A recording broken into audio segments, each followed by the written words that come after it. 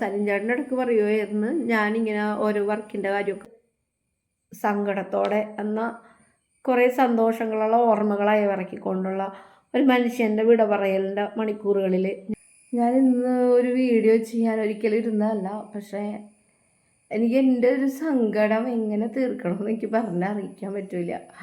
എനിക്ക് പോയി കാണണം എന്നുണ്ട്. ഞാൻ ഇത്തിരി ദൂരെയാണ്, ഇപ്പോൾ തൃശ്ശൂർ ഡിസ്ട്രിക്റ്റ് ചാലക്കുടി അടുത്താണ്. ഇന്നലെ ഞാനൊരു ലോങ് യാത്ര ചെയ്ത് വന്നുള്ളൂ. ഭയങ്കര ടയേർഡായിട്ടും ഒക്കെ ഇരിക്കണോണ്ട് ഇനിയൊരു യാത്രക്ക് എന്നെ കൊണ്ടുപോകാൻ ആരുമില്ല, ഞാൻ തന്നെ ഡ്രൈവ് ചെയ്ത് പോകണം. വയ്യതീരെ എനിക്ക് ജീവനോടെ ഇരിക്കുന്ന ഒരു വ്യക്തിനെ നമ്മൾ ഓർമ്മകളിൽ സൂക്ഷിക്കുമ്പം പിന്നെ മരിച്ചൊരു മുഖം കണ്ടിട്ട് ആ ഓർമ്മ എനിക്ക് കാണാൻ ആഗ്രഹമില്ലാത്തതുകൊണ്ടും അവസാനമായിട്ടൊരു നോക്ക് കാണണതിനോരം നമ്മുടെ ഉള്ളിൽ ആ ജീവനോടെ ഇരുന്നപ്പോൾ ഉള്ള ഡയലോഗുകളൊക്കെയാണ് ഓർമ്മ. നിങ്ങൾക്കിപ്പോൾ പറഞ്ഞു വന്നപ്പോൾ കാര്യം മനസ്സിലായിട്ടുണ്ടാവുമെന്ന് വിചാരിക്കുന്നു. ഞാൻ ജനിച്ചു വളർന്നത് പറവൂരാണ്. അതായത് നമ്മുടെ സലിം ചേട്ടൻ്റെ നാടായ ചിറ്റാറ്റുകര വടക്കേ ആ ഭാഗത്ത്, കുഞ്ഞിത്തൈ വടക്കേക്കര വില്ലേജ് അവിടേക്കാണ് എൻ്റെ സ്വന്തം നാട്. ഞാൻ ചെറുതിലേ തുടങ്ങി കലാപരമായിട്ടുള്ള കാര്യങ്ങൾ ഒരുപാട് ഇഷ്ടപ്പെട്ടിരുന്ന ഒരാളാണ്. എൻ്റെ അപ്പനും അമ്മയും സപ്പോർട്ട് ചെയ്യുന്നതിന് മുമ്പ്, അതായത് കുഞ്ഞുനാളിൽ തന്നെ ഡാൻസൊക്കെ കളിക്കാൻ കാണുമ്പോൾ അവരെങ്കിലും നമ്മളെ ഡാൻസ് പഠിപ്പിക്കാൻ ആഗ്രഹിച്ച് പഠിപ്പിച്ച്, പിന്നീട് ഞാനും അതിനു വേണ്ടി തുനിഞ്ഞിറങ്ങിയപ്പോൾ അവരെന്നെ ഒരുപാട് സപ്പോർട്ട് ചെയ്തിട്ടുണ്ട്. ഇപ്പം എൻ്റെ അപ്പനും അമ്മയില്ല. നമ്മുടെ അപ്പനും അമ്മയും നഷ്ടപ്പെടുമ്പോൾ ഉണ്ടാവണ പോലെ തന്നെ ഒരു വേദനയുള്ള ദിവസമാണ് ഇന്ന്. അതായത് നമ്മുടെ സലിം ചേട്ടൻ്റെ മരണം, നമ്മുടെ ശ്രീ സലീംകുമാറിൻ്റെ മരണം അറിഞ്ഞ ഈ ദിവസം ഞാൻ രാത്രിയിൽ ഇറങ്ങി. പക്ഷേ എനിക്ക് പോകണം എന്ന് ഒരുപാട് ആഗ്രഹം ഉണ്ടായി, കൊണ്ടുപോകാൻ ആരുമില്ല. ഞാൻ ഇന്നലെ എറണാകുളം പോയിട്ട് വന്നപ്പം പോയാലും നമുക്ക് ജനക്കൂട്ടത്തിനുണ്ട് ഒരു നോക്ക് കാണാൻ പറ്റും ആ ഇറങ്ങലിച്ചൊരു ശരീരം. എനിക്കത് കാണാൻ ആഗ്രഹമില്ലാത്തതുകൊണ്ട് ഞാൻ പോയില്ല ഗൈസ്. പക്ഷേ ഇന്നെനിക്ക് വീഡിയോ ചെയ്യണമെന്ന് തോന്നിയത് വേറെ ഒന്നുമല്ല. എൻ്റെ ലൈഫിൽ ആദ്യമായിട്ട് എനിക്കൊരു അവസരം, ഞാൻ ഒരുപാട് കാലം മുമ്പേ കഥ എഴുതുമായിരുന്നു, ചെറുകഥ, നോവല്, ഷോർട്ട് സ്റ്റോറിയൊക്കെ. എന്നെ അറിയാവുന്നവർക്ക് അറിയാൻ പറ്റും, എൻ്റെ നാട്ടിൽ നമ്മൾ പള്ളി വക അച്ചടിക്കുന്ന പുസ്തകത്തിലൊക്കെയാണ് ഞാൻ എഴുതി തുടങ്ങിയത്. അതിലൊക്കെ പബ്ലിഷ് ചെയ്ത് വരുമായിരുന്നു. കല്യാണം, 3 മക്കളായി. ഞാൻ ജീവിതത്തിൽ ഇങ്ങനെ കല്യാണ സമയത്തും ഞാൻ എഴുത്ത് നിർത്തിയിരുന്നില്ല. ആ സമയത്തും പള്ളിയിലുള്ള പുസ്തകങ്ങളിൽ എൻ്റെ കഥകൾ വരുമായിരുന്നു. പക്ഷേ സിനിമയിലേക്ക് ഒരു എഴുത്ത് ഞാൻ ആഗ്രഹിച്ച് എഴുതി തുടങ്ങിയൊരു സമയമുണ്ട്. കഥ സിനിമയ്ക്ക് വേണ്ടി ഞാൻ എഴുതുന്ന ഒരു സമയത്ത് നമ്മുടെ സിനിമ ഒന്നും എവിടെയും എഴുത്തൊന്നും സിനിമയിൽ എവിടെ എത്തിയില്ലെങ്കിലും ആ എഴുത്താണ് എന്നെ സലിം ചേട്ടനുമായിട്ടുള്ളൊരു പരിചയത്തിൽ എത്തിച്ചത്.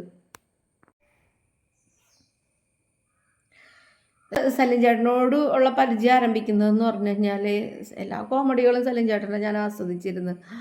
എൻ്റെ മക്കൾ പഠിച്ചിരുന്നത് ലിറ്റിൽ ആർട്സിലായിരുന്നു. മൂത്ത 2 മക്കൾ, സലിം ചേട്ടൻ്റെ മക്കളും അവിടെയാണ് പഠിച്ചിരുന്നത്. അപ്പോൾ ഒരേ ബസ്സിലാണ് ഇവർ യാത്ര ചെയ്ത് എന്നും പോണത്. അപ്പോൾ ചന്തു അവർ ഒക്കെ വണ്ടിയിലുണ്ടായിരുന്നു മമ്മി എന്നൊക്കെ ഇങ്ങനെ പറയുമ്പോൾ ഞാൻ മക്കളിലൂടെ ഒരു ദിവസം ട്രൈ ചെയ്തായിരുന്നു സലിം ചേട്ടൻ്റെ നമ്പർ വാങ്ങാൻ വേണ്ടിയിട്ട്.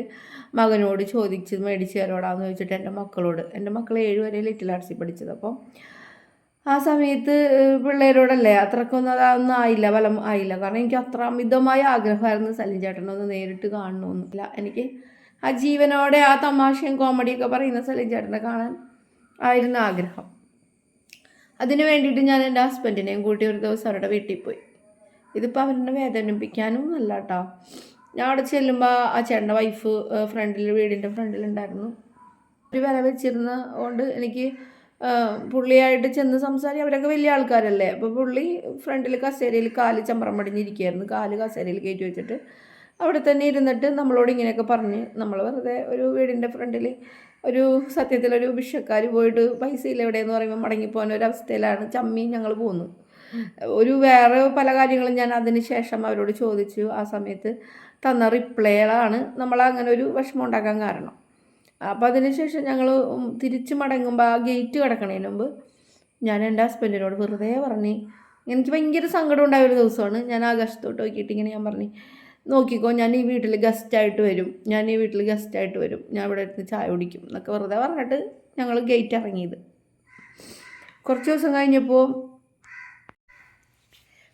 കഴിഞ്ഞപ്പം ഞാൻ അപ്പോഴും ഞാൻ കഥ എഴുതുന്നുണ്ട്. ഞാൻ ആദർശിക്കനെ വിളിച്ചിരുന്നു. ഞാൻ വരക്കുമായിരുന്നു.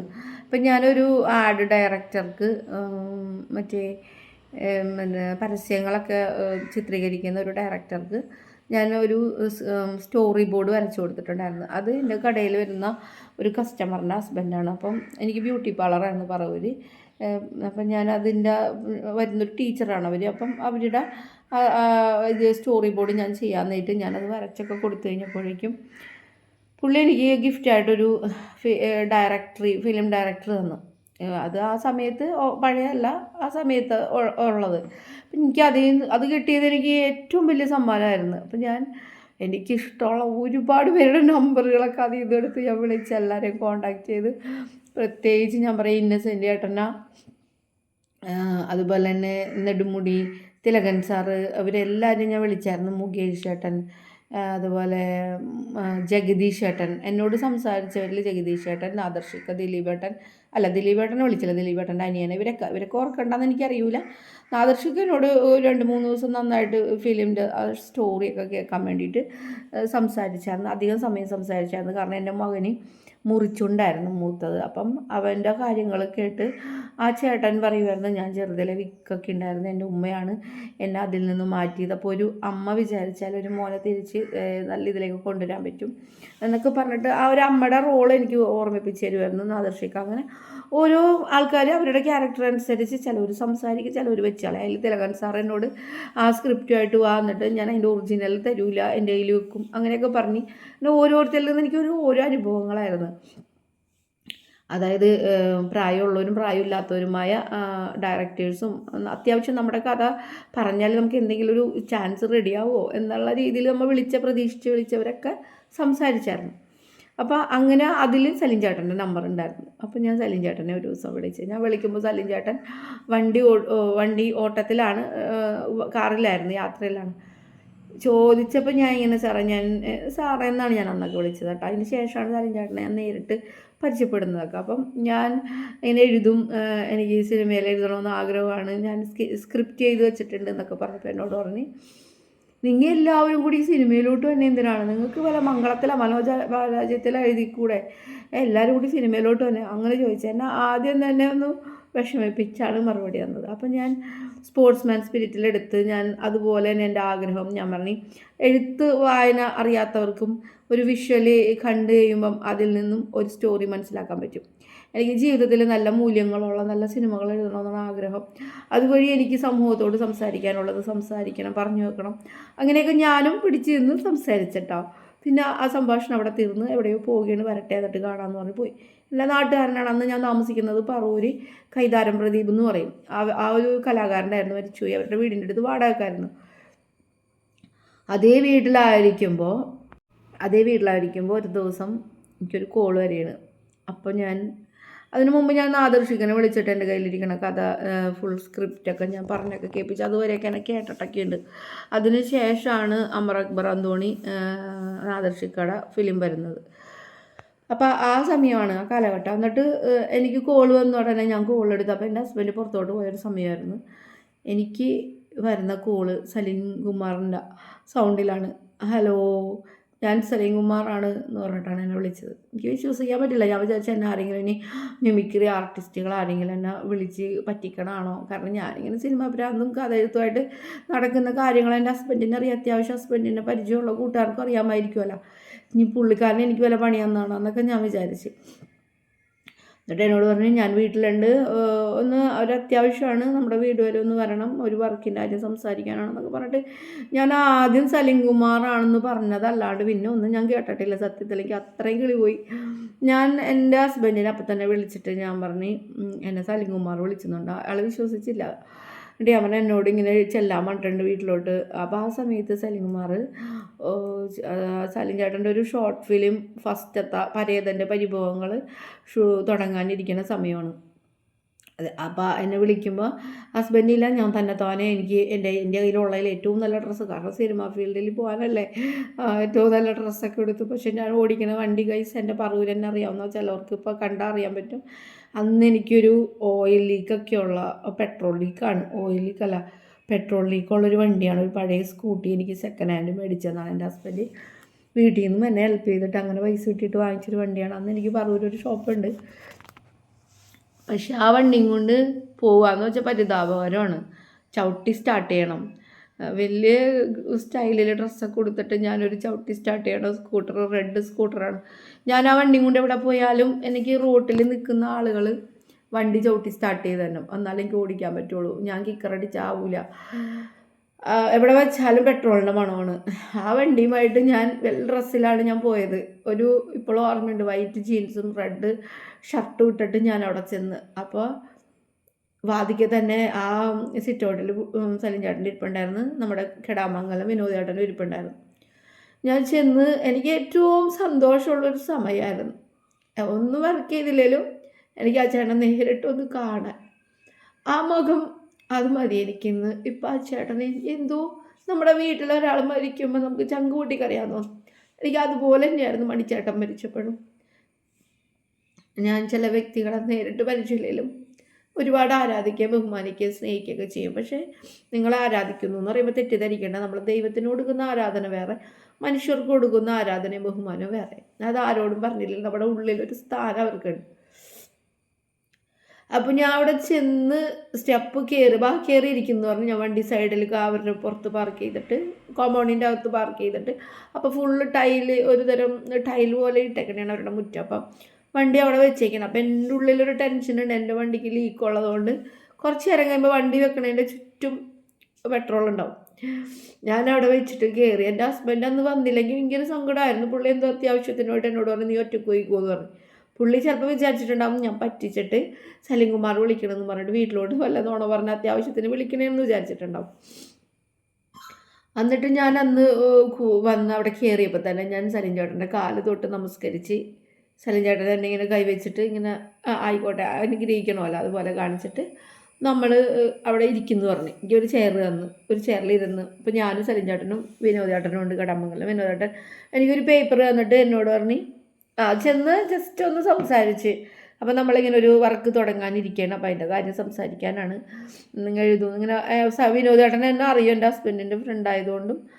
എൻ്റെ വീട്ടിൽ പണ്ടത്തെ എൻ്റെ വീട് പാടത്ത് ചെറായിലോട്ട് പോണ വഴി അവിടെ ഒരു പാടമുണ്ട്. ആ ഭാഗത്തുള്ള വീട്ടിൽ അടുത്തൊരു കല്യാണ വീട്ടിൽ പരിപാടി വന്നപ്പം വിനോദ് ചേട്ടൻ ആ സമയത്ത് കഥാപ്രസംഗം, അതുപോലെ തന്നെ ബീന ചേച്ചിയുടെ ഹസ്ബൻഡ്, ബീന ആൻ്റണിയുടെ ഹസ്ബൻഡ് മനോജ് ചേട്ടൻ പാട്ടൊക്കെ പാടുന്ന സമയമാണ്. കല്യാണങ്ങളൊക്കെ ഉണ്ടാകുമ്പോൾ പരിപാടികൾ ഫംഗ്ഷനൊക്കെ പാട്ടൊക്കെ പാടും. അപ്പോൾ എൻ്റെ വീട്ടിൽ വന്ന് 3 പേരും കൂടി ഇരുന്ന് സംസാരിക്കുകയും മനോജ് ചേട്ടനും വിനോദ് ചേട്ടനും എൻ്റെ ഹസ്ബൻഡും ഒക്കെ ഇരുന്ന് റെക്കോർഡ് ചെയ്ത് കാസറ്റിൽ പാടി കേൾക്കുകയൊക്കെ ചെയ്തിട്ടുണ്ടായിരുന്നു. അന്നാണ് അവർ എൻ്റെ വീട്ടിൽ വന്നിരുന്നത്. അന്നാണ് പരിചയപ്പെടുത്തുന്നത് ഇങ്ങനെ ഈ ചേട്ടനാണെന്നൊക്കെ എന്നെ. അപ്പോൾ അങ്ങനെ ആ ചേട്ടൻ അങ്ങനെ അറിയാവുന്നതുകൊണ്ട് അവിടെ ചെല്ലുമ്പം സിറ്റ് ഔട്ടിൽ ഇവർ ഇരിക്കണ്ടായിരുന്നു. അപ്പോൾ അതിൻ്റെ ഇടയ്ക്ക് എനിക്ക് ഏറ്റവും സന്തോഷം ഉണ്ടായത്, നമ്മൾ ഒരു മനുഷ്യൻ്റെ മഹത്വം മനസ്സിലാക്കണം. അങ്ങനെയാണ് നമ്മുടെ വീട്ടിലൊരാൾ വന്ന്, ഒരു വില എനിക്കില്ല സത്യത്തിൽ അന്ന്, പക്ഷെ അവരുടെ മകൻ പുറത്തോട്ട് വന്ന് എന്നോട് നമസ്കാരം പറഞ്ഞവൻ ചന്തു നല്ലൊരു വർക്കത്തുള്ള വച്ചാണെന്ന് അന്ന് ഞാൻ മനസ്സിലാക്കി. എൻ്റെ മക്കളൊന്നും ആ സമയത്ത് ചിലപ്പോൾ വരും, പക്ഷെ അവൻ വന്ന് 2 കുപ്പി എനിക്കിങ്ങനെ നമസ്കാരം തന്നപ്പോൾ ഞാൻ അന്നം വിട്ട്. അത് കഴിഞ്ഞിട്ട് എനിക്കൊരു ഗ്ലാസ് കാപ്പിയും കൊണ്ടുവന്ന് തന്നു. ഞാൻ എൻ്റെ ഹസ്ബൻഡിനോട് അന്ന് മടങ്ങിയപ്പോൾ പറഞ്ഞ് ഞാനിവിടെ ഗസ്റ്റായിട്ട് വരും, ഞാനിവിടെ നിന്ന് ചായ കുടിക്കുക. സത്യമായി ഗൈസ്, അത് ആ സീനും അതെൻ്റെ ഉള്ളിൽ എന്നും ഉണ്ട്. ഇപ്പം ആ ചേട്ടൻ ഇല്ലാന്ന് എനിക്ക് ചിന്തിക്കാൻ പറ്റുള്ളൂ. ആ വരാന്തയിൽ അവിടെ ഇരിക്കുന്നതായിട്ട് എനിക്ക് തോന്നണത്. എന്നിട്ട് ഒരു പേനയും പേപ്പറും തന്നിട്ട് എന്നോട് ആ കഥയുടെ ഒരു സീൻ പറഞ്ഞിട്ട് എഴുതാൻ പറഞ്ഞു. കാരണം നമുക്ക് അറിയണമല്ലോ. പക്ഷെ നിങ്ങൾക്കറിയോ, ഞാനൊരു കാര്യത്തിൻ്റെ ലക്ഷ്യം വെച്ച് ആഗ്രഹിച്ച് അതിൻ്റെ പുറകെ ഒരുപാട് കഷ്ടപ്പെടും. എനിക്കിന്ന് ഈ വീഡിയോ സലിം ചേട്ടൻ കാണാനില്ലല്ലോ എന്ന് ഓർക്കുമ്പോൾ സങ്കടമുണ്ട്. ഞാൻ പണ്ടേ തുടങ്ങി ബുക്ക് സ്റ്റോളിൽ പോയിട്ട് ലൈബ്രറിയിൽ നിന്ന് ബുക്സ് എടുത്തിട്ട്, ഒരു സിനിമയുടെ സെറ്റിൽ നിന്ന് പഠിച്ചിട്ടില്ല, സിനിമ കാണും. പിന്നെ സ്ക്രിപ്റ്റിൻ്റെ ബുക്കുകൾ വാങ്ങിച്ച് വായിക്കും. തിരക്കഥ എഴുതുന്ന ആ ഒരു ഫോർമാറ്റൊക്കെ എങ്ങനെയാണെന്ന് അറിയാൻ വേണ്ടിയിട്ട് ഞാൻ അങ്ങനെ നോക്കും. പിന്നെ എൻ്റെ കഥ എൻ്റെതായ രീതിയിൽ എഴുതും. അപ്പോൾ എനിക്കതൊന്നും ഒരു കഴിവാണോ അല്ലെങ്കിൽ ഞാൻ പഠിച്ചോ എന്ന് എനിക്ക് അറിഞ്ഞുകൂടാ. ഒത്തിരി പേര് സിനിമകളുടെ പുറകെ കഷ്ടപ്പെട്ട് നിന്ന് പഠിക്കുന്നതാണ് ഇതൊക്കെ. നമ്മൾ പോയിട്ടൊന്നുമില്ല, നമുക്ക് കുടുംബമുണ്ട്, മക്കളുണ്ട്, പിന്നെ ഒരു പെണ്ണെന്നുള്ളൊരു പരിമിതിയുണ്ട്. നമുക്ക് അത്ര വലിയ സപ്പോർട്ടൊന്നും നമ്മുടെ വീട്ടിൽ നിന്നോ ഹസ്ബൻഡിൻ്റെ വശത്തുനിന്നോ നമുക്ക് ഭയങ്കരമായിട്ടൊന്നും കിട്ടിയിട്ടില്ല. പക്ഷേ പിന്നീട് കുറച്ച് നാളുണ്ടായിട്ടോ, നമ്മൾ ഇതിൽ വിളിച്ചത് സത്യമാണ്, സലിം ചേട്ടൻ വിളിച്ചതാണെന്നൊക്കെ മനസ്സിലായപ്പോൾ കുറച്ചാൾ എൻ്റെ കൂടെയൊക്കെ സപ്പോർട്ട് ചെയ്ത്. അപ്പോൾ ആ സമയത്ത് ഞാനിങ്ങനെ എഴുതിയാണ് ചേട്ടൻ പറഞ്ഞ പ്രകാരമുള്ള എൻ്റെതായ അറിവിൽ ഞാൻ ആ സ്ക്രിപ്റ്റിൻ്റെ രീതിയിൽ എഴുതുമ്പോൾ അത് വാങ്ങിച്ച് നോക്കിയിട്ട് എന്നോട് പറഞ്ഞത്, അയ്യോ ഇത് ഡയറക്ടറൊക്കെ എഴുതണ സ്ക്രിപ്റ്റ് പോലെയാണ്, ഇത്രയൊന്നും നമുക്ക് വേണമെന്നില്ല, ഷോർട്ട് ഫിലിമാണ് ഞാൻ കേട്ടോ. ഞാൻ അതിനകത്ത് കോസ്റ്റ്യൂം ആയിക്കോട്ടെ, ആ സെറ്റിൽ ഓരോന്നും നമ്മളെടുക്കുന്ന പ്രോപ്പർട്ടി ആയിക്കോട്ടെ, ഞാനൊരു ആർട്ട് ഡയറക്ടറിൻ്റെയും കോസ്റ്റ്യൂം ഡയറക്ടറിൻ്റെ എല്ലാവരുടെയൊക്കെ ഉള്ള രീതിയിലുള്ളൊരു സ്ക്രിപ്റ്റാണ് ഞാനവിടെ വരച്ചെഴുതി കാണിച്ചു കൊടുത്തത്. അപ്പം ആ ചേട്ടൻ പറഞ്ഞു നിങ്ങളെ തന്നെയാണ് സെലക്ട് ചെയ്യണം, വേറെ പലരും വന്നിരുന്ന് എന്ന് പറഞ്ഞു. അന്ന് എനിക്കുണ്ടായ ഭയങ്കര സന്തോഷമാണ്. എന്നെ സെലക്ട് ചെയ്തതിലല്ല എനിക്ക് സലീം ചേട്ടനുമായിട്ട് പങ്കിട്ട മണിക്കൂറുകളാണ് എനിക്ക് സന്തോഷം. അത് കഴിഞ്ഞിട്ട് പിന്നെ നമ്മുടെ നാട്ടിൽ തന്നെയുള്ള എൻ്റെ നാത്തൂൻ്റെയൊക്കെ റിലേഷനുള്ള ഒരു വീട്ടിലും വേറെ 2 വീട്ടിലുമായിരുന്നു ഷൂട്ടിങ്. 2 വീട്ടിൽ. അത് ഒന്ന് എൻ്റെ നാത്തൂൻ്റെയൊക്കെ ഫാമിലിയായിട്ട് ബന്ധമുള്ള വീടായിരുന്നു, പട്ടണങ്കവല മാച്ചാന്തുരുത്ത് ഭാഗത്തുള്ളത്. പിന്നെ ഒന്ന് നമ്മൾ വാവക്കാട് എന്ന് പറയും. അവിടെ കുഞ്ഞുനാളിലേക്ക് എന്നെ എപ്പോഴും മമ്മി ഈ തുമ്മലും ജലദോഷമൊക്കെ ആയിട്ട് ഹോമിയോ മരുന്ന് വാങ്ങിക്കാനൊക്കെ എന്നെ കൊണ്ടുപോകുന്ന ഒരു സ്ഥലമാണ്. അവിടെ പ്രകാശം വൈദ്യൻ്റെ ഒരു പ്രകാശം വൈദ്യം എന്ന് പറയുന്ന വീടിൻ്റെ അടുത്താണ് വീട്. പക്ഷേ വൈദ്യർ ഇതിട്ടേക്കുന്നത് വാവക്കാടാണ് കേട്ടോ. അവിടെ കറക്റ്റ് പ്രോപ്പർ എനിക്ക് ആ പേര് അറിയില്ല, മറന്നുപോയി ഞാൻ. അവിടെ ഞങ്ങൾ അമ്പലം ഉണ്ട്, അതിൻ്റെ ഫ്രണ്ടിൽ ബാലയൊക്കെ കാണാൻ പോകുമായിരുന്നു, അവിടെയാണ്. അപ്പോൾ അതിൻ്റെ ഓപ്പോസിറ്റുള്ളൊരു വീട്ടിലായിരുന്നു ഷൂട്ടിങ്. അപ്പോൾ സലീം ചേട്ടൻ അവിടെ ചെല്ലാൻ പറഞ്ഞ് ഇന്ന സെറ്റിനടുത്താണ് കറക്റ്റ് പറഞ്ഞപ്പോൾ എനിക്ക് മനസ്സിലായി ഞാൻ എൻ്റെ ഈ വണ്ടിക്ക് തന്നെ. അതിനു മുമ്പ് ഒരു രസമുണ്ട്. ഇതെല്ലാം കഴിഞ്ഞപ്പോൾ പുള്ളി അവിടെ ഇരുന്നുകൊണ്ടും വരാന്തയിൽ ഇരുന്നുകൊണ്ടും ഭയങ്കര പെട്രോളിൻ്റെ മണം വന്നിട്ടുണ്ടല്ലോ, അത് അവിടെ നിന്നാണ് പെട്രോളിന്. അപ്പോൾ ഞാൻ പറയാം എൻ്റെ വണ്ടിയാണ് പെട്രോൾ ലീക്ക് ഉണ്ട്, അതിൻ്റെ ചുറ്റും ഇങ്ങനെ വീണ് കിടക്കണ്ടെന്ന് പറഞ്ഞു. പുള്ളി വഴക്കൊന്നും പറഞ്ഞില്ല. ഞാൻ അങ്ങനെയാണ് എൻ്റെ മടക്കയാത്ര, അത്രേ ഉള്ളൂ, കുറച്ച് സമയം ഇരുന്നുള്ളൂ. പക്ഷേ ആ ഒരു കാര്യം ചങ്കി തൊട്ട് ആഗ്രഹിച്ച് പറഞ്ഞത്, ഞാൻ അവരുടെ ഗസ്റ്റായിട്ട് വരും, അത് പുള്ളി തന്നെ എന്നെ വിളിച്ചത്, പുള്ളിയുടെ പെരുമാറ്റം അതിലെന്നെ സെലക്ട് ചെയ്ത് അവിടം വരെയത്തെ കാര്യങ്ങൾ പറഞ്ഞ് ഞാൻ അവസാനിപ്പിക്കട്ടെ. പിന്നീടുള്ളത് ഷൂട്ടിംഗ് ദിവസങ്ങളായിരുന്നു. അന്നാണ് സലീം ചേട്ടനെ അടുത്ത് മനസ്സിലാക്കാൻ പറ്റുന്നത്. പകല് ഷൂട്ടിങ്, ഞാൻ തിരിച്ച് 9 മണിയൊക്കെ ആകുമ്പോഴേക്കും ഞാൻ എൻ്റെ വീട്ടിലെത്തും രാത്രി. പുള്ളി അന്ന് അത്രയും ഒരു കുറച്ച് ദിവസത്തെ ഷൂട്ട് ഉണ്ടായിരുന്നു, ഒരാഴ്ചക്കുള്ളിൽ കഴിഞ്ഞ്. എൻ്റെ ഹസ്ബൻഡ് അപ്പോൾ പിള്ളേരുടെ സ്കൂളിൽ ഞാൻ വിടും, അതിനുള്ളതൊക്കെ റെഡിയാക്കി വെക്കും, പുള്ളി വിടും, സ്കൂൾ ബസ്സിൽ പോവും, അവർ വൈകിട്ട് വരും. ലിറ്റിൽ ആർട്സാണ് പഠിച്ചിരുന്നത്. എൻ്റെ വീടിൻ്റെ അടുത്തുനിന്ന് പറവൂരുന്ന് എനിക്ക് അപ്പം ഈ സ്ഥലത്തേക്ക് വരാനും കുറച്ച് ദൂരമുള്ളൂ, ഞാൻ പോയി വരും. എൻ്റെ വൈകുന്നേരങ്ങളിൽ, എല്ലാ വൈകുന്നേരങ്ങളിൽ അല്ലെങ്കിൽ ഒരു ദിവസം രാവിലെ നേരത്തെ ചെല്ലണമെന്നുള്ള ദിവസമാണെങ്കിൽ സലീം ചേട്ടൻ എൻ്റെ ഹസ്ബൻഡിനെ വിളിച്ചിട്ട് ഇന്ന് കുറച്ച് നേരത്തെ വരേണ്ടതുണ്ട്, അല്ലെ തലേനാളെ വരേണ്ടതുണ്ട് എന്നൊക്കെ ഹസ്ബൻഡിനോട് പറയും. അങ്ങനെ പുള്ളി സംസാരിച്ചിട്ടുണ്ട്. അതും എനിക്ക് ഒരു വലിയ മനുഷ്യനാണ്. നമ്മുടെ കാര്യങ്ങൾ ഇപ്പോൾ ഹസ്ബൻഡിനെ വിളിച്ച് പറയണ്ട, പക്ഷെ ഞാനൊരു പെണ്ണാണ്, എൻ്റെ സുരക്ഷിതത്വമൊക്കെ നോക്കി അങ്ങനെ പറഞ്ഞിട്ടുണ്ട്. ഞാൻ ചെന്നിട്ട് അന്ന് വിനോദേട്ടനുണ്ട് അസോസിയേറ്റായിട്ട്. ഒരു ദിവസം വിനോദേട്ടൻ ഉണ്ടായില്ല. അന്ന് വിനോദേട്ടൻ്റെയും കൂടി കാര്യങ്ങൾ, ആർട്ടിൻ്റെ കാര്യങ്ങൾ, വാങ്ങേണ്ട കാര്യങ്ങളൊക്കെ നമ്മൾ നോക്കേണ്ടി വന്നിട്ടുണ്ട്. അപ്പോൾ എല്ലാത്തിലും ഒരു വീഴ്ചയൊക്കെ അറിയാമല്ലോ, നമുക്ക് സെറ്റിൽ ചെറിയൊരു ഇതൊക്കെ മറന്നു പോയാൽ. അങ്ങനെ ഒരു വഴക്ക് അങ്ങനെ ഒന്നും പറഞ്ഞിട്ടില്ല. പക്ഷെ പുള്ളി ഭയങ്കര ചെയിൻ സ്മോക്കറായിരുന്നു. ഞാൻ പറയുന്നത് മണിച്ചേട്ടൻ്റെ ആയാലും സലീം ചേട്ടൻ്റെ ആയാലും ജീവിതമൊന്നും ഇപ്പം തീരേണ്ടതല്ല. അവരെയൊക്കെ എത്തിച്ചിരിക്കുന്നത് ഒരു ദുശ്ശീലാണ്. അതായത് ഈ ചെയിൻ സ്മോക്കിങ്ങും ഡ്രിങ്ക്സൊക്കെ കഴിക്കുമ്പോഴാണ്. അന്ന് ആ ചേട്ടൻ ഡ്രിങ്ക്സ് ഒന്നും കഴിക്കണം ഞാൻ കണ്ടിട്ടില്ല. പക്ഷേ സ്മോക്കിങ് ഫുൾ ടൈം സെറ്റിൽ സ്മോക്കിംഗ് ആണ്. എനിക്കാണെങ്കിൽ സ്മോക്കിംഗ് ഭയങ്കര ഇഷ്ടമല്ലാത്ത കാര്യമാണ്. എൻ്റെ വീട്ടിൽ അപ്പനോ എൻ്റെ അപ്പം വലിക്കുമായിരുന്നു, പക്ഷെ എൻ്റെ അടുത്ത് നിന്നൊന്നും വലിക്കൂല. ഞാൻ ഒച്ചെടുക്കണം മുഖം മാറണുണ്ട്. അപ്പം മമ്മിയും ഇങ്ങനെ അവളിങ്ങനെ ബുദ്ധിമുട്ട് പറയണമെന്ന് പറയുമ്പോൾ മാറി നിൽക്കും. പക്ഷേ എൻ്റെ ഹസ്ബൻഡും അതെ, നല്ലതായിട്ട് സ്മോക്ക് ചെയ്യുമായിരുന്നു അത്യാവശ്യം. പക്ഷെ ആളും എന്നെ കെട്ടിയ പിന്നെ വീടിൻ്റെ അകത്ത് അങ്ങനെയില്ല, പുറത്തൊക്കെ മാറി എന്നൊക്കെയാണ് ചെയ്തിരുന്നത്. പക്ഷേ എല്ലാവരോടും കൂടി പറയാണ്, നമ്മൾ ഒരു ദുശ്ശീലം നമ്മളെ വേഗം ഇല്ലാണ്ടാക്കും. ഇപ്പോൾ ചേട്ടനെ ഇല്ലാണ്ടാക്കി, നല്ലൊരു കലാകാരനാണ്, നല്ലൊരു മനുഷ്യൻ. പക്ഷേ ഇത് രണ്ടും ഇല്ലായിരുന്നെങ്കിൽ എനിക്ക് തോന്നുന്നു കുറച്ച് ആളും കൂടിയൊക്കെ ഉണ്ടാവുമായിരുന്നു. ഈ കരളൊക്കെ കംപ്ലൈൻ്റ് ആയി കഴിഞ്ഞാൽ പിന്നെ നമുക്ക് പറഞ്ഞിട്ട് കാര്യമില്ലല്ലോ. അപ്പം അന്നിങ്ങനെ എൻ്റെ കയ്യിലായിരിക്കും ചേട്ടൻ്റെ അത്യാവശ്യം സാധനങ്ങളും ഒക്കെ ഇരിക്കുന്നത്. ഞാൻ മറ്റേ എല്ലാത്തിനും അന്ന് അധികം ആൾക്കാരുണ്ടായിരുന്നില്ല, ഓരോന്നിനായിട്ട് ആൾക്കാരുണ്ടായിരുന്നില്ല. അപ്പോൾ എല്ലാ കാര്യങ്ങളും നമ്മൾ ഓൾറൗണ്ട് നോക്കണം. ആ സമയത്ത് ഈ ക്ലാപ്പ് ബോർഡിൻ്റെ ചെയ്യല സമയത്ത് നോക്കേണ്ടി വരും. അല്ലെങ്കിൽ ഈ സ്ക്രിപ്റ്റ് എഴുതണം. കൂടാണ്ട് സ്ക്രിപ്റ്റല്ല, നമ്മുടെ സെറ്റിലുള്ള ഷൂട്ടും കാര്യങ്ങളൊക്കെ എഴുതി വെക്കാനും വേണം. രണ്ടാമത് നാളേക്കുള്ള കാര്യങ്ങൾ എന്താണ്, അതിൻ്റെ എല്ലാ കാര്യങ്ങളും നമ്മൾ എഴുതണമായിരുന്നു. ആ സമയത്ത് സ്ക്രിപ്റ്റ് എൻ്റെ കയ്യിലായിരിക്കും. അപ്പോൾ അഭിനയിക്കുന്ന ആൾക്കാരൊക്കെ നമ്മുടെ കയ്യിൽ നിന്ന് അത് വാങ്ങി രാവിലെ ചോദിക്കാനും. അപ്പോൾ നമ്മൾ രാവിലെ എത്തണം എന്തായാലും, എല്ലാം കഴിഞ്ഞിട്ട് അവസാനം പോകാൻ പറ്റുള്ളൂ. അപ്പോൾ അവിടെയൊക്കെ എനിക്ക് നല്ലൊരു പ്രൊട്ടക്ഷൻ തന്നിരുന്നു. നമ്മുടെ പകലാണ് ഷൂട്ടിങ്, നമ്മുടെ നാട്ടുകാരൊക്കെ തന്നെ വരാറുണ്ട്. ആ സമയത്തൊക്കെ നമുക്ക് ആ വർക്കിലൊരു സ്പേസ് തന്നു. അതാണ് നമ്മൾ ആദ്യമായിട്ട് വരുന്ന ഒരാൾക്ക് നിൽക്കാനും നോക്കാനും പഠിക്കാനും ഉള്ള സ്പേസ്. ഇടയ്ക്കിടയ്ക്ക് സമയം വരുമ്പോൾ എന്താണ് അതിങ്ങനെ ചെയ്താൽ അങ്ങനെ ചെയ്താൽ നല്ല അഡ്വൈസർ. അതിൻ്റെ ഇടയ്ക്ക് കൂടെ ഞാൻ ഇച്ചിരി സ്പിരിച്വലി ഉള്ള ഒരു ആത്മീയമായിട്ടുള്ള കാര്യങ്ങൾ ശ്രദ്ധിക്കുന്ന ആളാണ്. അപ്പം ഞാനൊരു പ്രെയറിൻ്റെ ബുക്ക്, നിത്യസഹായകൻ, യേശു ക്രിസ്തുവിൻ്റെ ബുക്കാണ്. ഞാനത് എപ്പോഴും കൊണ്ടു നടക്കും. ഞാൻ ആ ബുക്ക് ഒരു ദിവസം ആഗ്രഹിച്ച് കൊണ്ടുപോയി. കാരണം ഈ ചേട്ടൻ്റെ സ്മോക്കിംഗ് ഒക്കെ ഉണ്ട്, ഒരു നല്ലൊരു ബുക്കാണിത്, വായിക്കണമെങ്കിൽ വായിക്കട്ടെ എന്ന് ഓർത്ത് ഞാൻ ഈ ബുക്ക് വായിക്കുമോ, താല്പര്യം ഉണ്ടാകുന്നൊക്കെ ചോദിച്ച് കൊടുത്തപ്പോൾ ഒരു മടിയില്ലാണ്ട്. ഞാൻ വിചാരിക്കും നമ്മൾ ജാതി ബേസിൽ ചിലർ സംസാരിക്കുമല്ലോ, നമ്മൾ ജാതിയൊന്നുമല്ല, അതിനകത്ത് നല്ല കാര്യങ്ങളാണ്. അപ്പം ഞാൻ ഇത് എന്ത് പറയുമെന്ന് എനിക്ക് അറിഞ്ഞൂടാ, പേടിച്ചാണ് ഞാൻ ചോദിച്ചത് ഇത്തിരി ഫ്രീ ടൈം കിട്ടിയപ്പം. അപ്പോൾ ആ ബുക്ക് വാങ്ങി പുള്ളി അത് കൊണ്ടുപോയി. പുള്ളി അത് വായിച്ചോ വായിച്ചില്ല എനിക്ക് അറിഞ്ഞൂടാ. പക്ഷേ ആ ഒരു കുറച്ച് ദിവസം കൊണ്ട് സലിം ചേട്ടൻ അഭിനയിക്കുന്നവരെയാണെങ്കിലും അവരിനെ സപ്പോർട്ട് ചെയ്ത് അതിൽ അഭിനയിക്കാൻ വന്ന ചേച്ചി ഒരു ഒരു സങ്കട കഥയാണത്. മരിച്ചുപോയ ഒരാത്മാവ് മരിച്ചതിന് ശേഷം വന്ന് കാണുന്ന കാഴ്ചകളാണ്. അവിടെ ശവടക്കുമ്പോഴും ആ ദഹിപ്പിക്കുന്നതിന് മുമ്പായിട്ടും എല്ലാ പരിചയക്കാരുടെ ഇടയിലും ഒരു ആത്മാവായിട്ട് മാറി നടക്കുമ്പോൾ മരണത്തിന് മുമ്പും ശേഷവും നമുക്കുണ്ടാവുന്ന കാഴ്ചപ്പാടുകളെക്കുറിച്ചുള്ളൊരു കഥയാണത്.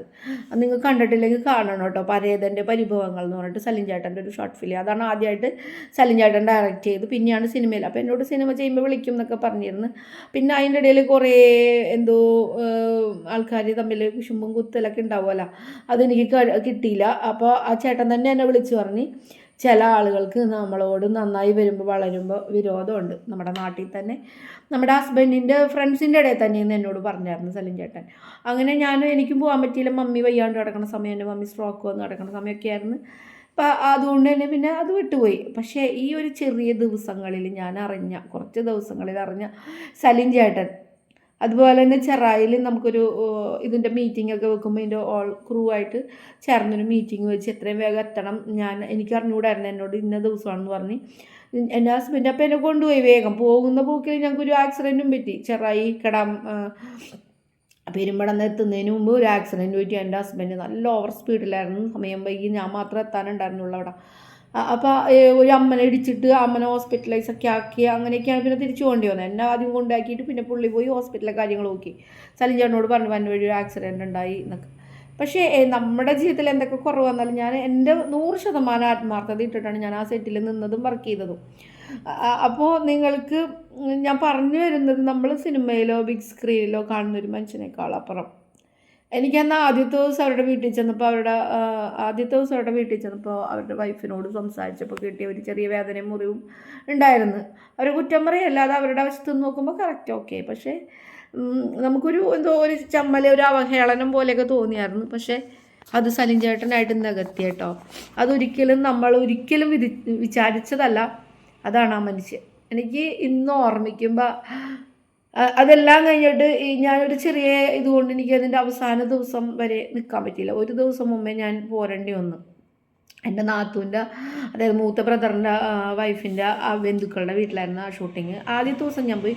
ഭയങ്കര മഴക്കാലമാണ്, ചെളിയാണ്, ആ വീട്ടിലേക്ക് നമുക്ക് എത്താൻ പറ്റില്ല. അവസാന ദിവസം എനിക്ക് എത്താൻ പറ്റിയില്ല. അത് ഒരു വിഷമം തന്നെയാണ്. എന്ന് വെച്ചാൽ ഞാൻ ഒരു മിസ്അണ്ടർസ്റ്റാൻഡിങ് ആയിരുന്നു. ഞാൻ എത്തേണ്ട സ്ഥലത്തല്ല ഞാൻ എത്തിയത്. എന്നോട് പറഞ്ഞ ലൊക്കേഷനിൽ പറയുമ്പോൾ അതും പറയണമല്ലോ. അപ്പോൾ ലാസ്റ്റത്തെ ദിവസം എൻ്റെ കയ്യിൽ നിന്ന് വന്ന ഒരു ഇതുകൊണ്ട് എനിക്കത് അവസാന ദിവസം ചെല്ലാൻ പറ്റിയില്ല. എനിക്ക് പോക്ക് സമയം മനസ്സിലായില്ല. എനിക്ക് വൈകി, ഞാൻ ദിവസം പോകാൻ പറ്റിയില്ലല്ലോ. അതിൻ്റെ കാര്യങ്ങളെല്ലാം നടക്കുമ്പോൾ അതിൻ്റെ എഡിറ്റിങ് അത് പബ്ലിഷ് ചെയ്യുന്നതിന് മുമ്പായിട്ട്, റിലീസ് ചെയ്യുന്നതിന് മുമ്പായിട്ട് എന്നെ വിളിച്ചിട്ട് എൻ്റെ പേരിൻ്റെ ഫുൾ നെയിം എന്താണ്, എങ്ങനെയാണ് ഞാൻ ആഡ് ചെയ്യേണ്ട, എൻ്റെ പേര് ഇപ്പോൾ സ്റ്റെല്ല എന്നാണ്. അപ്പോൾ എൻ്റെ ഫുൾ നെയിം ഷേർലി സ്റ്റെല്ല റോച്ച എന്നാണ്. അപ്പം പുള്ളി തന്നെ ഒരു മര്യാദയോടെ, എന്നാൽ എന്നോടൊരു വെറുപ്പോ അല്ലെങ്കിൽ അന്ന് എനിക്ക് പോകാൻ പറ്റാത്തതിലൊരു വഴക്കോ ഇല്ല. നമ്മൾ അത്രയും ദിവസം അവിടെ ഹാർഡ് വർക്ക് ചെയ്താണ് നമ്മളെ വിളിച്ചിട്ട് പേര് ഫുൾ നെയിം എന്താണ് വെക്കേണ്ടതെന്ന് ചോദിച്ചാൽ അതും അതിൽ വെക്കാൻ കാണിച്ചൊരു മനസ്സ്. എൻ്റെ ഈ ഒരു നമ്മളുടെ ഒരു സിനിമ മേഖല അല്ലെങ്കിൽ കഥ മേഖലയിൽ അല്ലെങ്കിൽ ഒരു ഷോർട്ട് ഫിലിമിൽ നമ്മൾക്ക് വരണമെന്ന് ആഗ്രഹിച്ചിട്ട് ആദ്യത്തെ കാൽവെപ്പ് തന്നതും അതിലെൻ്റെ പേരാദ്യമായിട്ട് അതിലെങ്കിൽ അതിൽ എഴുതി കാണിക്കാൻ ഒരവസരം തന്നത് സലിം ചേട്ടനാണ്. പിന്നീട് ഇങ്ങോട്ടുള്ള യാത്രയിലൊക്കെ എന്നെ സപ്പോർട്ട് ചെയ്യാൻ ആരും ഉണ്ടായിരുന്നില്ല. എന്നെ ഉയർത്തിക്കൊണ്ട് വരണം എന്ന് വിചാരിച്ചിട്ട് നമ്മുടെ ആങ്ങളമാരോ ഹസ്ബൻഡോ മക്കളോ അങ്ങനെ ആരും ഉണ്ടായിരുന്നില്ല കൊണ്ടുനടക്കാൻ.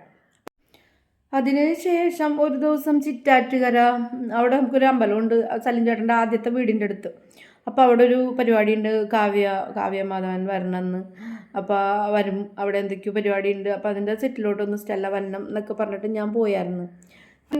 ഞാൻ ആരുമല്ല, അവിടെ എന്തെങ്കിലും ഷൂട്ടിംഗ് ഉണ്ടോ, എന്തിനാണ് വരാൻ പറഞ്ഞതെന്നോ ഒന്നല്ല. പക്ഷെ ആ ഒരു മീറ്റിങ്ങിൽ എന്നോട് വരാൻ പറഞ്ഞ് ഞാൻ വന്ന് എന്നെ കണ്ടപ്പോൾ തന്നെ ആ ചെയർ എടുത്തിട്ട് പോരി, ഇതാണ് സിനിമയിലെ ആദ്യത്തെ പടം, ഒരു കസേര ഉറപ്പിച്ചോളണം അല്ലെങ്കിൽ അവസാനം വരെ നിപ്പായിരിക്കും എന്നോട് ഇങ്ങോട്ട് പറഞ്ഞൊരു ഒരു അഡ്വൈസും തന്നത് ഞാൻ ഇന്നും ആ ചിരിച്ച് പറയുന്ന ഒരു വാക്കാണ് എൻ്റെ ഉള്ളിലുള്ളത്. അതിനുശേഷം പിന്നെ നമുക്ക് ഓരോ കാര്യങ്ങൾ മുമ്പോട്ട് അങ്ങനെ പോയി. സലിം ചേട്ടൻ ഞാൻ ഇടയ്ക്ക് വിളിക്കും. ഇന്നാൾ ഞാൻ ഹോസ്പിറ്റലിൽ നിന്ന് വന്ന സമയത്ത് ഞാനൊന്ന് കാണണം, ഒരച്ഛനുണ്ട് കഥ എഴുതുന്നത്, നമുക്ക് വരയൻ സിനിമ ചെയ്ത ഡാനി അച്ഛൻ, ഒരു കപ്പൂച്ചൻ അച്ഛനാണ്, ഒരു വൈദികനാണ്. അപ്പോൾ എന്നോട് സംസാരിക്കാറുണ്ടായിരുന്നു. അച്ഛന് ഇപ്പോൾ 5 സ്ക്രിപ്റ്റായിട്ട് ഫുൾ കഴിഞ്ഞിരിക്കുന്നുണ്ട്. അപ്പോൾ ഒരു ദിവസം സലിം ചേട്ടനെ കാണാൻ പോകണം നമുക്കെന്ന് പറഞ്ഞിട്ട് പോകാൻ പറ്റിയില്ല ഞങ്ങൾക്ക്. ഞാൻ അതിനു വേണ്ടി സലിം ചേട്ടനെ വിളിച്ചപ്പോൾ ഹോസ്പിറ്റലൈസ് ആണ്, ഞാൻ തിരിച്ച് വരട്ടെ എന്നിട്ട് വിളിക്കുക കാണാമെന്ന് പറഞ്ഞിട്ട് പിന്നെ ഒരിക്കൽ കൂടെ ഞാൻ വിളിച്ചിട്ട് വായോ എന്ന് പറഞ്ഞു. എനിക്ക് പോകാൻ പറ്റിയില്ല ഗൈസ്. എനിക്കത് ഭയങ്കര ഒരു തീരാനഷ്ടമാണ്. എനിക്ക് ആ ചേട്ടനൊന്നും നേരിട്ട് കണ്ട് ഈ അച്ഛനെയും കൊണ്ട് പരിചയപ്പെടുത്തി സംസാരിക്കണമെന്നുണ്ടായിരുന്നു. നാളെ ആവട്ടെ. ഞങ്ങളാണെങ്കിൽ തൃശ്ശൂർ ജില്ലയിലോട്ട് വീട് മാറി, എറണാകുളം ജില്ലയിൽ നിന്ന് പറവൂരായിരുന്നു ഞങ്ങൾ ഇങ്ങോട്ട് പോകുന്നു, വാടകയ്ക്കാണ്. പക്ഷേ എൻ്റെ മകൻ്റെ പഠിപ്പിൻ്റെ ആവശ്യത്തിന് വേണ്ടി ഒന്ന് പോകണം. ഓർക്കുമ്പോഴെല്ലാം നമുക്ക് ഓരോ തിരക്കുകളാണ്. തിരക്ക് മാറ്റി വെച്ചിട്ട് നമ്മൾ ഒരാളെ കാണാമെന്ന് വിചാരിക്കുമ്പോൾ ഗൈസ് അത് നമ്മളുണ്ടാവും അവരുണ്ടാവും എന്ന് പറയാൻ പറ്റില്ല. അതൊരു വലിയ വേദനയായി മാറിയല്ല എന്ന് ഓർത്തിട്ട് എനിക്ക് അപ്പോൾ അങ്ങനെ പോയി ജീവനോടെ കാണാൻ പറ്റാത്തോടത്ത് ഞാൻ ഇനിയിപ്പോൾ പോയിട്ട് എനിക്ക് ആഗ്രഹമില്ല ആ ഒരു ആൾത്തിരക്കിൻ്റെ ഒരു നോക്ക്, ആ നിശ്ചല ശരീരം കാണാൻ. ഇപ്പം ആ ചേട്ടൻ്റെ ആത്മാവ് എന്തായാലും ഈ അന്തരീക്ഷത്തിലുണ്ട്. അപ്പോൾ ഞാൻ ഈ സംസാരിക്കുന്നത് കേൾക്കണുണ്ടാവും. എനിക്ക് കാണാൻ ഞാൻ ചെല്ലാമെന്ന് പറഞ്ഞപ്പോൾ എന്നോട് വരാൻ പറഞ്ഞിട്ട് എനിക്ക് പോകാൻ പറ്റിയില്ലല്ലോ. ഒരു പക്ഷേ ഞാൻ വിശ്വാസത്തിൻ്റെ കുറച്ച് കാര്യങ്ങളൊക്കെ ആയിരിക്കും ചെന്നാൽ പറയാൻ പോണത്. ഉറപ്പായിട്ടും ഞാൻ ആരോടും സംസാരിച്ച് വരുമ്പോൾ ഞാൻ ദൈവത്തിലോട്ട് എത്തും. കാരണം എൻ്റെ ജീവിതം ഇവിടം വരെ കൊണ്ടുവന്നത്, എല്ലാം തന്നെ എന്നെ ഇവിടം വരെ വഴി നടത്തുന്നത് ആ ദൈവമാണ്. എനിക്ക് ഒരുപാട് മിറാക്കിളുണ്ട് എൻ്റെ ലൈഫിൽ. അതുപോലെ ഒരു മിറാക്കിൾ ആ ചേട്ടൻ്റെ ജീവിതത്തിൽ സംഭവിക്കട്ടെ എന്ന് വിചാരിച്ച് ഞാൻ ചിലപ്പോൾ അവിടെ ചെല്ലുമ്പോൾ കുറേ ദൈവിക കാര്യങ്ങൾ പറയുമായിരിക്കും, എന്തെങ്കിലും പുസ്തകമോ അല്ല ബൈബിളൊക്കെ കൊടുത്തിട്ടൊക്കെ പോലെയായിരിക്കും. ഞാൻ അതിനാണ് സത്യത്തിൽ പോകണമെന്ന് ആഗ്രഹിച്ചത്. പിന്നെ ആ വൈദികനെ കൊണ്ട് ചെല്ലുമ്പോൾ കഥകളുടെ കാര്യവും സംസാരിക്കും, വൈദികൻ പ്രാർത്ഥിക്കുകയും ചെയ്യും. ഞാൻ വിശ്വസിക്കുന്നുണ്ട്, എൻ്റെ മകന് ഹാർട്ടിന് ഹോളായിരുന്നു, അമൃതയിൽ ഓപ്പറേഷൻ ഫിക്സ് ചെയ്തതാണ്. നാളെ ഓപ്പറേഷൻ ആണെങ്കിൽ എനിക്ക് ഇന്ന് തോന്നി ഡിവൈനിൽ ധ്യാനത്തിന് പോകണമെന്ന്. ഞങ്ങൾ പറഞ്ഞ് പൈസ തികഞ്ഞിട്ടില്ല, ഞങ്ങൾ പോയിട്ട് വരാമെന്നൊക്കെ പറഞ്ഞ് ഞങ്ങൾ നിർബന്ധമായിട്ട് ഡിസ്ചാർജ് വാങ്ങിച്ചിട്ട് നേരെ ഡിവൈനിൽ പോയി. ഒരാഴ്ച ധ്യാനം കൂടി. വലിയ ഹോളാണ്, കൊച്ചിന് കിട്ടില്ല. എന്നെ എറണാകുളം ജില്ലയിൽ ലിസി ലൂർദ് മെഡിക്കൽ ട്രസ്റ്റ് സർവ്വ ഹോസ്പിറ്റലുകാരും പറഞ്ഞത് എൻ്റെ മകൻ 3.5 വയസ്സ് വരെ ജീവിക്കുള്ളൂ എന്നാണ്. ഹാർട്ടിന് ഹോളുകൊണ്ട് ചുണ്ടും മൂക്ക് അണ്ണാക്ക് കുറുനാക്കൊക്കെ മുറിഞ്ഞിട്ടൊരു കുട്ടി, കണ്ടാൽ മനുഷ്യരൂപം പോലും അല്ലായിരുന്നു. അവനെ കിട്ടൂല എന്ന് എല്ലാവരും വിധി എഴുതി. 3.5 വയസ്സ് കഴിഞ്ഞ് ഈ കുട്ടീനെ കിട്ടൂല എന്ന്. എന്നിട്ട് ഞങ്ങൾ ഡിവൈനിൽ ധ്യാനത്തിന് ഇരിക്കുമ്പോൾ ധ്യാന സമയത്ത് അവിടെ വിളിച്ചു പറഞ്ഞ് ഹാർട്ടിന് കംപ്ലൈൻ്റ് ഉള്ളൊരു കുട്ടിയെ ദൈവം തൊടുന്നു. ഞാനത് എൻ്റെ മോനാണെന്ന് വിശ്വസിച്ച് ധ്യാനം കഴിഞ്ഞ് തിരിച്ചുള്ള നടപടികളെല്ലാം മനുഷ്യനെ ചിന്തിക്കാൻ പറ്റാത്തതായിരുന്നു. ദൈവം വഴി തുറന്നത്, എല്ലാം റെഡിയാക്കി തന്നു. അവൻ്റെ ഒരു 2 വയസ്സിനുള്ളിൽ തന്നെ അവൻ്റെ ഒരു ചുണ്ടിൻ്റെ കാര്യങ്ങളൊക്കെ ആയി. അവൻ്റെ ഹാർട്ടിൻ്റെ ഹോളാണ് മെയിൻ. ഓപ്പറേഷൻ ചുണ്ട് ചെയ്യാൻ പറ്റില്ല എന്ന് പറഞ്ഞ കാരണം. പക്ഷേ അവൻ്റെ ഹാർട്ടിൻ്റെ ഹോൾ ആ ധ്യാനത്തിൽ അടഞ്ഞു. അമൃതയിൽ ചെല്ലുമ്പോൾ അവർ അത്ഭുതപ്പെടുകയാണ്, ഹോള് കാണാനില്ല എന്ന് പറഞ്ഞ് എക്കോ ടെസ്റ്റ് ചെയ്തിട്ട്. അപ്പോൾ അതുപോലത്തെ മിറാക്കിളുകൾ ഒരുപാടുണ്ട് എൻ്റെ ലൈഫിൽ. അപ്പോൾ ഞാനും വിചാരിക്കും സലിം ചേട്ടനോട് ഇത് സംസാരിച്ച് ചെയ്യുമ്പോൾ ആ ദൈവം സലിം ചേട്ടനെ വേഗം സുഖപ്പെടുത്തും, കുറേ ദീർഘായുസ് കൊടുക്കും. പക്ഷെ എനിക്കത് സാധിച്ചില്ല. ഒരു പക്ഷേ കാണാൻ പോവായിരുന്നു. എനിക്കൊരു ഭയങ്കര കുറ്റബോധം സത്യത്തിൽ പോകാൻ പറ്റാത്തതിൽ. എനിക്ക് അറിഞ്ഞുകൂടാ. ആ ചേട്ടൻ അവസാന നാളുകളുടെ വാക്കുകൾ, ആ ചേട്ടൻ ജീവിതം പഠിച്ച് മനസ്സിലാക്കിയ നല്ലൊരു വ്യക്തിത്വം, സംസാരിക്കുന്ന, എല്ലാവർക്കും നന്മ ചെയ്ത് ജീവിക്കുക, ആ വാക്കുകളിലുള്ള സത്യസന്ധത ആ മനുഷ്യൻ്റെ ജീവിതത്തിൽ എനിക്ക് മനസ്സിലായിട്ടുള്ളത് എന്നോട് പെരുമാറിയ കുറച്ച് ദിവസങ്ങളിലാണ് കേട്ടോ. അല്ലാണ്ട് വാക്കൊന്നും പ്രവൃത്തിയൊന്നും അങ്ങനെയല്ല. ആ പറയുന്നത് എന്താണോ അത് തന്നെയാണ് ആ മനുഷ്യൻ. ആരെയും കൂസാതെ ഉള്ളിലുള്ളത് പറയാൻ കാണിക്കുന്ന ഒരു ചങ്കൂറ്റം, അതാർക്കും മുറിയാതെ, അത് കോമഡിയിൽ അവതരിപ്പിക്കുമ്പോൾ ഉള്ള ആർക്കും മുറിഞ്ഞില്ല ആ ഒരു അവസ്ഥ, അതൊക്കെ നമുക്ക് നഷ്ടം തന്നെയാണ്. മലയാളത്തിന് ഇനി ഇങ്ങനൊരു നടന, ഒത്തിരി നടന്മാർ പോയപ്പോഴും ഞാൻ വേദനിച്ചിട്ടുണ്ട്. കലാകാരന്മാരുടെ വിയോഗം എനിക്ക് വളരെ വേദനയാണ്. കാരണം എനിക്ക് ഒരുപാട് സൗഹൃദങ്ങളില്ല. പക്ഷെ ഞാൻ ഇതെല്ലാം നന്നായിട്ട് ആസ്വദിക്കുന്ന ആളാണ്. അപ്പം ഞാൻ എൻ്റെ ജീവിതത്തിൽ മുഴുവൻ ഈ എഴുത്ത് കാര്യങ്ങൾ ഇവർ പറഞ്ഞ കലയിലൂടെ പറഞ്ഞ കാര്യങ്ങളെക്കുറിച്ച് ചിന്തിക്കുന്ന ഒരാളാണ്. അപ്പോൾ ആ വ്യക്തിത്വങ്ങളെ നമ്മൾ ഒരുപാട് ബഹുമാനിച്ചിരുന്ന് ആരാധിച്ചിരുന്ന് നഷ്ടങ്ങൾ നമുക്ക് വലുതാണ്, നികത്താനാവാത്ത നഷ്ടമാണ്. ഇന്നിപ്പോൾ സലിം ചേട്ടൻ്റെ വിയോഗത്തിൽ ഒരുപാട് മനംനൊന്ത് വേദനിക്കണുണ്ട്, പ്രാർത്ഥിക്കണമുണ്ട്. ദൈവത്തിൻ്റെ മുമ്പിൽ ആത്മാവിന് ശാന്തി നേരണം. നമുക്ക് ഇനിയൊരു ആ മുഖവും ഇനി ആ ശരീരവും ആ ശബ്ദവും കേൾക്കാൻ പറ്റൂലല്ലോ. അതൊരു വല്ലാത്തൊരു തിരിച്ചറിവാണ്, വേദനിക്കുന്ന തിരിച്ചറിവാണ്. എൻ്റെ അപ്പനും അമ്മയും മരിച്ചപ്പോഴും എനിക്ക് തോന്നണില്ല, ഞാൻ ഇന്നത് അത് ഞാൻ അംഗീകരിച്ചിട്ടില്ല. ഇപ്പോഴും എൻ്റെ അപ്പനും അമ്മയും മരിച്ചെന്നുള്ള യാഥാർത്ഥ്യത്തിലോട്ട് ഞാൻ വന്നിട്ടില്ല. ഇപ്പോഴും ഞാൻ അടിച്ചു പൊളിച്ച് ചിരിച്ച് നടക്കണത് ഞാനത് ഉൾക്കൊണ്ടിട്ടില്ല. എന്നാണെങ്കിൽ ഞാനത് ഉൾക്കൊള്ളുന്നത് അന്ന് ഞാൻ നല്ല കരച്ചിലായിരിക്കും, എനിക്കത് കരയാം. പക്ഷെ ഇത് എന്തോ എനിക്ക് താങ്ങാൻ പറ്റണില്ല സത്യത്തിൽ ഗൈസ്. അപ്പോൾ ഈ നല്ല ഓർമ്മകൾ നിങ്ങളുമായിട്ട് പങ്കുവെച്ചപ്പോൾ സലിം ചേട്ടൻ എൻ്റെ ഉള്ളിൽ നിന്നും ജീവനോടെ ഇരിക്കുന്നൊരു വ്യക്തിയായിട്ട് തന്നെ ഞാൻ കാണുന്നു. അതുകൊണ്ട് തന്നെ അവിടെ ആ ഒരു അവസ്ഥയിൽ ഞാൻ കാണാൻ പോകുന്നില്ല. എന്നെ കൊണ്ടുപോകാൻ ആരെങ്കിലും ഉണ്ടായിരുന്നു, ഈ പോകണമെന്നുണ്ടായിരുന്നു, ഒരു നോക്ക് കാണണമെന്നുണ്ടായിരുന്നു. പക്ഷെ എനിക്കിനി വയ്യാത്തൊരവസ്ഥ, റിസ്ക് എടുത്ത് അവിടം വരെ പോകാനോ വണ്ടി ഓടിക്കാനോ, വണ്ടി കംപ്ലൈൻ്റ് ആയി അല്ല, ഇവിടെ ആരും എന്നെ കൊണ്ടുപോകാൻ പറ്റുന്ന ആൾക്കാരില്ല. എൻ്റെ മൂത്ത മക്കൾ അവിടെ വേറൊരു സ്ഥലത്ത് നിന്നാണ് അവർ ജോലിക്ക് പോയി വരുന്നത്. അപ്പോൾ ഇന്നിപ്പോൾ നമ്മൾ ഇങ്ങനെ ഒരു അവസ്ഥയിൽ ഇന്നത്തെ ദിവസം മുഴുവൻ ഒരുമാതിരി സങ്കടവും മഴയും ഇരുണ്ടും കുത്തി കിടക്കണം, മനസ്സിലും കർമ്മേകം കോളുകൾ. പക്ഷേ ആ ചേട്ടൻ്റെ ഓരോരുത്തരും ആദരാഞ്ജലികൾ അർപ്പിച്ചിടുന്ന വീഡിയോയിൽ ആ ചേട്ടൻ്റെ ഓരോ ഡയലോഗുകളൊക്കെ കേൾക്കുമ്പോഴേ നമ്മൾ എത്ര മറന്നിട്ട് വീട്ടിലെ ജോലി എടുക്കാമെന്ന് വിചാരിച്ചാൽ നമ്മൾ വിങ്ങിപ്പോവും. അപ്പം ഞാൻ വിചാരിച്ചത്, ഞാൻ പള്ളിയിൽ പോയിട്ടില്ല, ഇന്ന് സൺഡേ ആണ്, സൺഡേ മാസം മുടക്കാറില്ല, ഡെയിലി മാസം ഞാൻ മുടക്കാറില്ല കുർബാന. പക്ഷേ ഇന്ന് വൈകിട്ടേക്ക് മാറ്റി ഞാൻ പള്ളിയിൽ പോക്ക്. പിന്നെ ഞാൻ ഇങ്ങനൊരു വീഡിയോ എടുക്കുകയാണ്, നിങ്ങളോട് സംസാരിച്ചില്ലെങ്കിൽ എനിക്കൊരു സമാധാനം ഉണ്ടാവില്ല ഗൈസ്. കാരണം എൻ്റെ ജീവിതത്തിലൊരു കൈപിടിച്ചുയർത്തിയത് മാത്രമല്ല, നമ്മളൊരു അടുത്തറിഞ്ഞൊരു വ്യക്തിത്വം അതില്ലാണ്ടായപ്പോൾ ഉണ്ടായിരുന്നൊരു വേദന അത് പറഞ്ഞറിയിക്കാൻ പറ്റില്ല. സലിം ചേട്ടനോടും സലിം ചേട്ടൻ്റെ കുടുംബത്തിനോടും എന്നോട് കാണിച്ച സ്നേഹത്തിനും ആദരവിനും ഒക്കെ ഒരുപാട് നന്ദി. സലിം ചേട്ടൻ്റെ ഇടയ്ക്ക് പറയുമായിരുന്നു, ഞാനിങ്ങനെ ഓരോ വർക്കിൻ്റെ കാര്യമൊക്കെ വരുമ്പോൾ സലിം ചേട്ടനെ വിളിച്ചിട്ട് ഞാൻ അവരുടെ വർക്കിന് പോകണാരും ഇങ്ങനെ പറയുമ്പോൾ എന്നോട് പറയും നിങ്ങൾ. അപ്പം ഞാൻ വേറൊരു ഫിലിമിൽ ഹെയർ ഡ്രസ്സിങ് മേക്കപ്പ് ചെയ്തായിരുന്നു. അതും എൻ്റെ വീടിൻ്റെ അടുത്ത് വന്നൊരു ഷൂട്ടിങ്ങാണ്. അത് തൊട്ടടുത്തൊക്കെ ഷൂട്ടിങ് വരുമ്പോൾ ഈ പ്രാന്തായിട്ട് കാണാൻ പോകുമല്ലോ സിനിമ പ്രാന്തിൽ. അപ്പം അവിടെ ചെന്നപ്പോൾ ഷൂട്ടിങ്ങിൻ്റെ ആ മോണിറ്ററിൽ നോക്കി ഡയറക്ടറിൻ്റെ പുറകെ പോയി എന്നാണ് ഞാൻ എല്ലാവരും അഭിനയിക്കുന്നത് നോക്കിക്കുകയാണെങ്കിൽ ഞാൻ ഇതാണ് നോക്കിക്കണം. അപ്പോൾ ഇങ്ങനെ ചോദിച്ചറിഞ്ഞൊക്കെ വന്നു കഴിഞ്ഞപ്പം അവർ വേണമെങ്കിൽ വർക്ക് ചെയ്യാമായിരുന്നു, ഇതിനകത്ത് ഞങ്ങൾക്കൊരു ആളെ വേണം ഹെയർ ഡ്രസ്സിങ് മേക്കപ്പ്. അപ്പോൾ അത് ഹസ്ബൻഡ് പറഞ്ഞ് ചെയ്യുന്നു പറഞ്ഞു. അങ്ങനെ ഞങ്ങൾ ചെയ്ത് കുറച്ച് വാഗമണ്ണിൽ ഷൂട്ടിംഗ് ഉണ്ടായി. ആ ഒരു ഫിലിം ഞാൻ വർക്ക് ചെയ്ത്, അതൊരു പുതിയ പടമായിരുന്നു. പക്ഷെ അതിനകത്ത് അഭിനയിക്കാനായിട്ടും ഒരു അവസരം ഉണ്ടായിരുന്നു. അതിൻ്റെ അകത്ത് ഒരാളില്ല എന്നവർക്ക് ചെയ്യേണ്ട. അങ്ങനെ നമുക്ക് നിർബന്ധിതമായിട്ടൊരു ചാൻസ്, അതായത് എൻ്റെ ഹസ്ബൻഡ് ഒന്ന് പറഞ്ഞു കേടി നീ ചെയ്യതെന്ന് പറഞ്ഞ് അങ്ങനെ ചെയ്തതാണ്. അതിൽ നമുക്കൊരു ക്ലോസപ്പ് ഷോട്ടും നമുക്ക് ഡയലോഗൊക്കെ ഉണ്ടായിരുന്നു. അപ്പോൾ അത് ചെയ്ത് അത് റിലീസ് ചെയ്ത് അത് എറണാകുളത്ത്, പക്ഷെ നമുക്കത് പോയി കാണാൻ അപ്പോഴും എൻ്റെ ഹസ്ബൻഡിന് കൊണ്ടുപോകാൻ പറ്റിയില്ല. ഞാനത് ബിഗ് സ്ക്രീനിൽ ഇതുവരെ കണ്ടിട്ടില്ല. പക്ഷേ അതിലൊക്കെ പോകുന്നതിന് മുമ്പ് നമുക്കൊരു എക്സ്പീരിയൻസ് തന്നത് സലിം ചേട്ടനാണ്.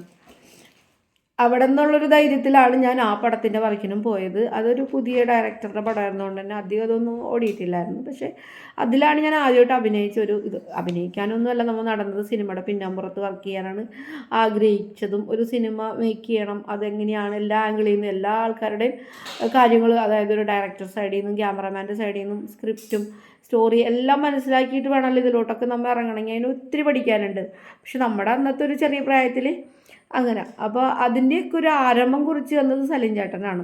അപ്പം ഞാനിങ്ങനെ പോയി ഇങ്ങനെ ചെയ്തെന്ന് പറഞ്ഞപ്പോൾ ഒരു ദിവസം സലിം ചേട്ടൻ പറഞ്ഞു, നിങ്ങൾ അതിലും ഇതിലൊന്നും ഓടി നടക്കല്ലേ, നിങ്ങൾക്കൊരു കഴിവുള്ളത് എഴുതാനാണ്, നിങ്ങൾക്കൊരു ഡയറക്ഷൻ സൈഡ് അല്ലെങ്കിൽ ഒരു സ്ക്രിപ്റ്റ് സ്റ്റോറിയൊക്കെ ചെയ്യാനുള്ള കഴിവാണ്, നിങ്ങൾക്ക് അതിനകത്തും കഴിവുണ്ടാവാം. പക്ഷേ അങ്ങനെയുള്ള കാര്യങ്ങളൊന്നും ഓടി നടക്കാതെ അധികം പടത്തിലൊന്നും പോയി നിൽക്കണമെന്നില്ല. ഒരു നല്ല കഴിവുള്ള ആളുകളുടെ വർക്കിൽ ഒരു 2 or 3 വർക്ക് നിങ്ങൾ ചെയ്താൽ മതി, നിങ്ങൾക്ക് ചെയ്യാൻ പറ്റും എന്നെനിക്കൊരു ആത്മവിശ്വാസവും തന്ന സലിം ചേട്ടൻ്റെ വാക്കുകളെ ഞാൻ എന്നും മുറുകെ പിടിച്ച് ഞാൻ മുന്നോട്ട് പോവുകയാണ്. സലിം ചേട്ടൻ ഇപ്പോഴും നമുക്കൊന്നും നഷ്ടമായിട്ടില്ല, നമ്മുടെ കൂടെയുണ്ട് മലയാള സിനിമയിൽ, അങ്ങനെ നിറഞ്ഞു നിൽക്കുന്നുണ്ടെന്നുള്ള ഒരു മനസ്സിൽ. പക്ഷേ എനിക്ക് എൻ്റെ എന്തെങ്കിലും ഒരു സിനിമ, അങ്ങനെ തന്നെ പറയട്ടെ, എനിക്കൊരു സിനിമ ചെയ്യണമെന്ന് ഭയങ്കര ആഗ്രഹമായിരുന്നു. എൻ്റെ ഒരു കഥ അത് സ്ക്രീനിൽ വരുമ്പോൾ അതിൽ സലിം ചേട്ടൻ ഉണ്ടാവണം. പിന്നെ എനിക്കൊരാളോടും കൂടി കടപ്പാടുണ്ടായിരുന്നു. കുളപ്പുള്ളി ലീല ചേച്ചി. ചേച്ചി എന്നെ ഒരുപാട് സപ്പോർട്ട് ചെയ്തിട്ടുണ്ട്.